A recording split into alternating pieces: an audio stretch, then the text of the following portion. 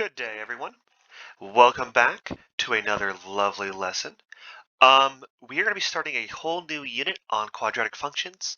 And I think it'd be good for us to just start a little slow and just talk about what quadratic functions look like when we graph them. And you've seen this before in plenty of other classes, but it's good for us all to be on the same page with the stuff. So we're going to talk about parabolas and how to identify their key features. So the first thing here is that you see everything that's going on right here. This is what you're going to need to be able to identify.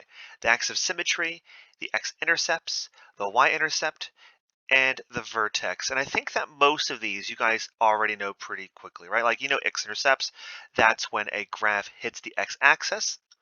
The y-intercept when it hits the y-axis. And the vertex is the tip right there. The only thing I think people usually get confused on is the axis of symmetry. And that is effectively when we talk about symmetry, right, we're talking about two equal parts, two perfect reflections. The axis symmetry is when we can cut the parabola in half and create these two equal halves that are just perfect reflections over each other.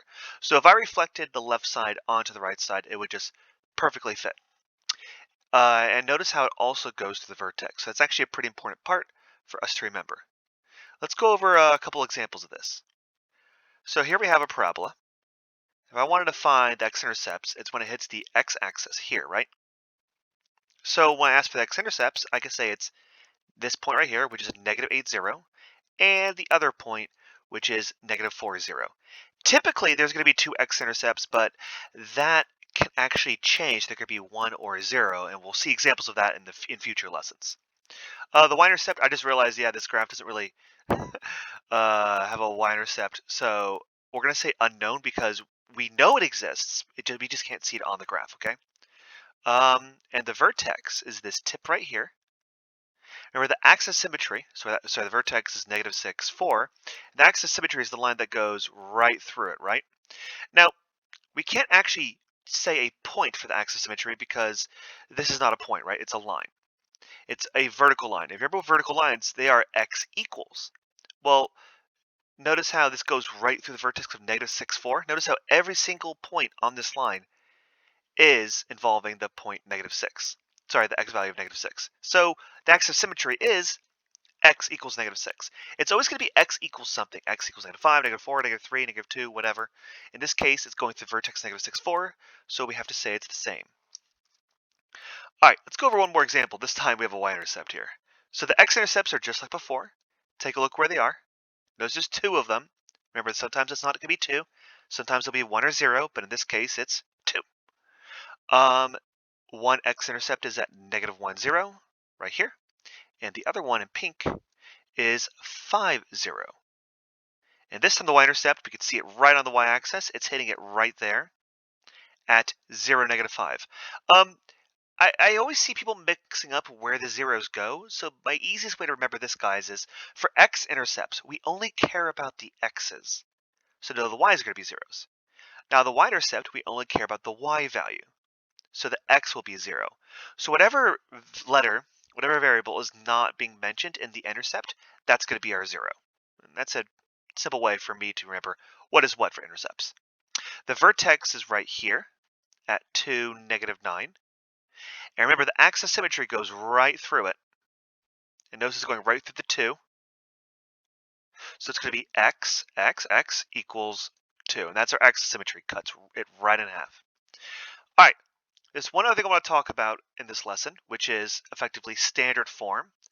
And here's the thing. Y equals ax squared plus bx plus c. You don't need to care about the y and x's too much because they are the points, right? The x value and the y value is when you would graph it like we had over here with these points. The a, b, and c, those are just placeholders for coefficients, and most of them don't really do much. Well, one of them doesn't really do much, but we should know what the a does, because this a right here controls a lot. And in fact, if you guys remember the transformations, remember the number in the front of the function could control how it's shaped.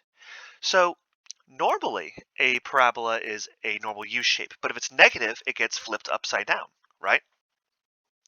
And if it's bigger than 1, it grows narrower, it stretches effectively.